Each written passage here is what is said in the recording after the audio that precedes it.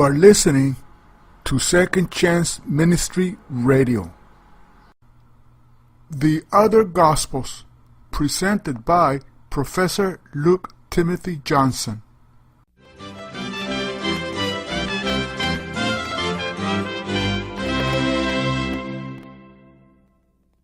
Whereas most people are familiar with Matthew, Mark, Luke, and John, many do not realize that there are other Gospels written by early Christians. These are other accounts of Jesus' words and deeds, his death and resurrection, many of them discovered just in recent times.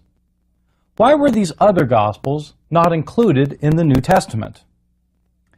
In this lecture, we'll discuss these other Gospels as a group, when they were written, who their authors were, and whether they contain historically reliable information. We will then consider several of the more important and earliest other Gospels, written not long after the books of the New Testament themselves were produced. The word gospel has both a general and a technical sense.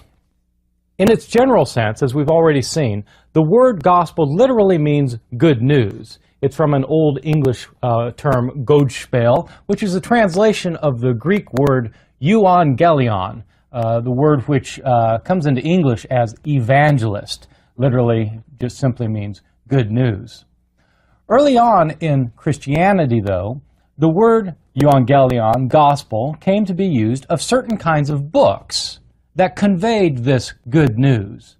That is, accounts of Jesus' words and or deeds. And so in its technical sense, the word gospel refers to one of these books that narrates the events in Jesus' life or his sayings.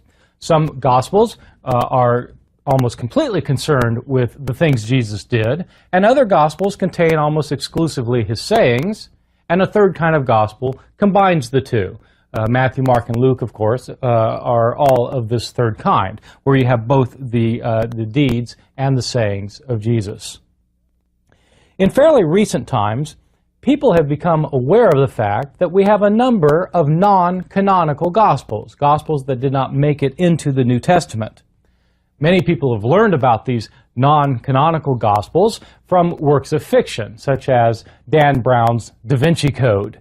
In the Da Vinci Code, the plot is based on the idea that there were these other Gospels that were in existence prior to the formation of the canon, that these other Gospels, according to the Da Vinci Code, were older than the Gospels of the New Testament and more accurate than the Gospels of the New Testament, and in fact portrayed the truth about Jesus, in particular his marriage to Mary Magdalene. And so the Da Vinci Code is predicated on this idea that Jesus and Mary were married as related in the non-canonical Gospels.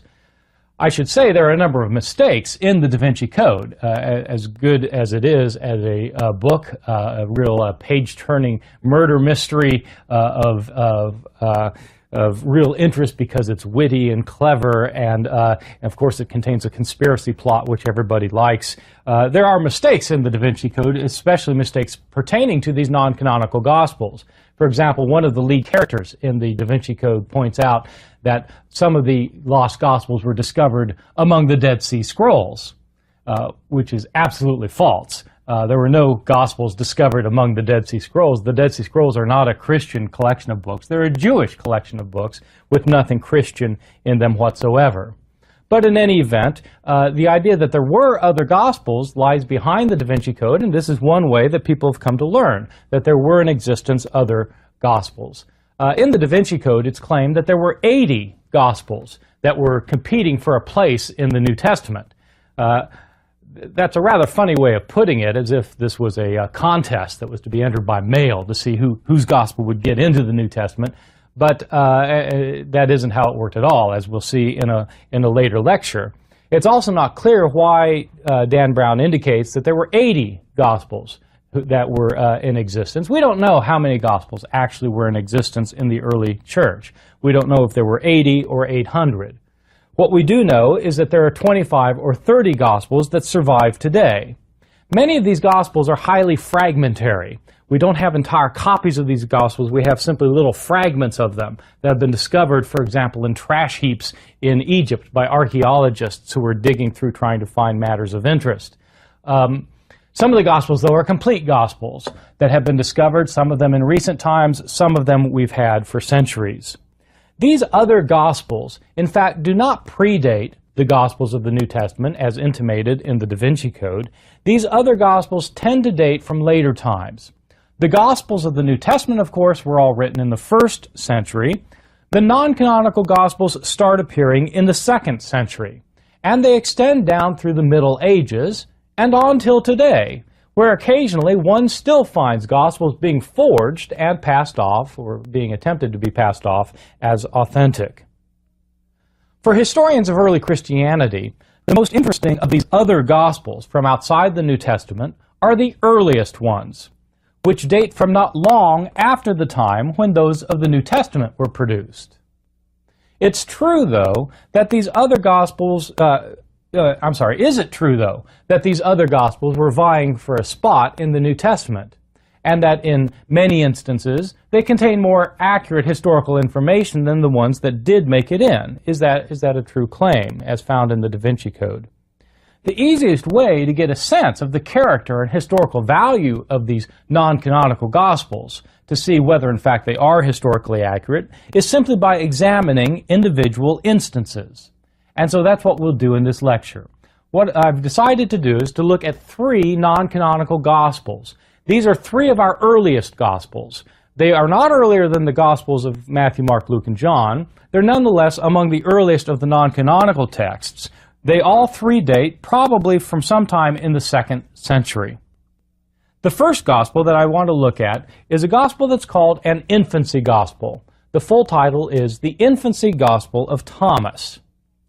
This book is called an infancy gospel because it deals with a time in Jesus' life that the canonical Gospels are virtually silent about, namely his young life. The question that's driving the infancy gospel of Thomas is a question that may have occurred to other people, even in modern times. If Jesus was a miracle-working Son of God as an adult, what was he like as a kid? Well, unfortunately, we're not told in the canonical Gospels very much at all about Jesus' young life. We have accounts of his birth in Matthew and Luke, as I indicated in a previous lecture, and we have an account of Jesus as a 12-year-old boy in the Gospel of Luke, a very short account of him visiting the temple during a Passover feast, where his parents leave and actually leave him behind in Jerusalem and then have to go back and search for him. Those are the only stories we have about Jesus prior to his baptism by John the Baptist as a 30-year-old in the Gospels of the New Testament. The infancy Gospel of Thomas is one of the non-canonical Gospels that tries to fill in the gap, tries to explain what Jesus was up to as a young boy. It turns out in this infancy Gospel of Thomas that Jesus as a young boy had all of the power that was his as the Son of God. He was still able to work miracles, he had supernatural powers, but it also turns out that he has a bit of a mischievous streak in him. And he ends up using his power sometimes in order to hurt those who irritate him, and sometimes in order to heal them. So let me just go through some of the interesting episodes that we find here in this infancy Gospel of Thomas, which I think was probably written in the middle of the 2nd century. It's a little bit hard to date this text because there's no reference to external events by which you can date it, but most scholars think it was written sometime in the middle of the 2nd century. The Gospel starts out with Jesus as a 5-year-old boy, and in the first episode we're told that Jesus as a 5-year-old was playing by the ford of a stream. And he gathers into a pool, the waters that are rushing through the stream, and he orders these waters to become pure, and they're cleansed immediately on his word. Jesus then takes some mud beside the stream, and he forms 12 sparrows. Unfortunately, it was the Sabbath when he did this. And a Jewish man walks by and sees what Jesus has done. He's formed 12 sparrows out of mud. In other words, he's made something. He's done work, and you can't work on the Sabbath. And so the man goes off to Jesus' father, Joseph, and he reports, "Look, your child at the stream has taken mud and formed 12 sparrows. He's profaned the Sabbath." When Joseph came to the place and saw what had happened, he cried out to Jesus, "Why are you doing what's forbidden on the Sabbath?" But Jesus, clapped his hands, and cried to the sparrows, "Begone!" And the sparrows took flight and went off chirping. This is a brilliant scene. Jesus destroys all evidence of malfeasance. 12 sparrows? What 12 sparrows? They've all flown off. And so he's gotten away with breaking the Sabbath law. When the Jews saw this, they were amazed, and they went away and reported to their leaders what they had seen Jesus do. That's the first story. Now, it turns out that there's a child playing with Jesus by the pool, and the son of Annas the scribe is one of them. The son of Annas the scribe takes a willow branch and he scatters the water that Jesus has collected into this pool. Jesus is irritated with him. He saw what had happened, and Jesus said to him, this is 5-year-old Jesus speaking, "You unrighteous, irreverent idiot! What did the pools of water do to harm you? See, now you also will be withered like a tree, and you will never bear leaves or root or fruit." And immediately that child was completely withered.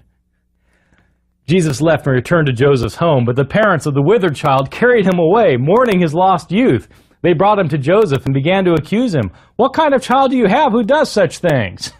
So Jesus, using his supernatural powers. Well, somewhat later, Jesus is going through the village, and another kid is running through the street, and he runs up to Jesus and he bangs him on his shoulder and irritates Jesus. And Jesus turns to him and says, "You'll go no further on your way."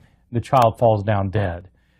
So it goes through this account. Well, at some point, the parents in the village get upset, especially with Joseph and Mary, for having a kid like this that is out of control. And so they urge them to do something. And Joseph decides, well, what we need to do is to give the boy an education. You know, education solves all of our social problems. And so if Jesus will just get an education, he'll learn how to control his power. And so Joseph decides to send him off to a teacher. Well, this teacher knows about Jesus' reputation, so he's a little bit nervous about teaching him. But he finally agrees that he'll teach him, and he says to Joseph, "First I'll teach him Greek, and then I'll teach him Hebrew." And so he's going to teach him how to read. And first he needs to learn the alphabet. And so he says, "Okay, Jesus, let's learn the alphabet. Repeat after me." The teacher says, "Alpha, beta, gamma, delta, epsilon." "Repeat after me, Jesus." "Alpha, beta, gamma, delta, epsilon." Jesus doesn't say anything. The teacher gets upset. "Jesus, why don't you reply?" Jesus says to him, "You tell me the power of alpha, and I'll tell you the power of beta." Teacher thinks this is a smart aleck reply, smacks him upside the head. The single greatest mistake of an illustrious teaching career. Jesus withers him on the spot. And so it goes. Finally, there's another episode that happens in which Jesus is playing with a bunch of kids on the top of the roof. You'd wonder why kids were still playing with Jesus at this point, but they're playing with Jesus on top of the roof. And these are these flat roofs in Palestine where you can get up on top, and one of the kids trips and falls and lands on the ground and dies. The other children see this and they're frightened, so they scatter. But Jesus goes over to the edge of the roof and looks down and sees the dead boy there. And just then, of course, the dead child's parents come up. And they see their dead child, a child named Zenon, lying on the ground. They see Jesus up on the roof and they think, "Oh, yeah, he's at it again. He's killed another one." And so they get all upset and start accusing Jesus. But this time he hasn't done anything. So Jesus leaps off the roof, lands next to the dead child, and says, "Zenon, rise up, tell me, did I throw you down?" Zenon rises from the dead and says, "No, Lord, you did not throw me down. You have raised me up." And from then on, Jesus starts using his powers for the good. He heals those that he's withered. He gives sight back to those that he's blinded. He raises from the dead those who have died. And so the story goes on. And it turns out that Jesus uses his powers for the good. He turns out to be remarkably handy around the carpenter shop. When Joseph is making a bed for a rich client, he miscuts one of the boards, so it's too short. And he's going to incur financial loss because of this. And so Jesus says, "Don't worry, Dad, here. You get on that side of the board and hold on to it." So Joseph gets on that side, Jesus gets on the other side, and pulls it out so that it's the right length, thereby saving his father from losing the deal with the rich client. Well, the story of the infancy gospel of Thomas ends then with Jesus as a 12-year-old boy in the temple arguing with the teachers of the law, which is the story that we have in the Gospel of Luke, chapter 2. This then is the infancy gospel of Thomas. It's one of our earlier gospels from outside the New Testament. It's therefore one of the gospels that's relatively ancient, but I think most historians and probably everybody else would agree there's not much historical information here. It's not clear whether the stories told in the infancy gospel of Thomas are told for their pure entertainment value, or if the person who wrote this was really serious and thought that this may have been what Jesus was like as a child. It's hard to tell whether the account is meant simply to be entertaining or if it's meant to be taken as a serious narrative. But in either event, there seems to be little here that would be of historical use to those who want to know what Jesus actually said and did. My point is that this will be the first instance that there are gospels outside the New Testament, but these gospels are not more valuable historically than the ones that are within the New Testament. Thank you for listening on Second Chance Ministry.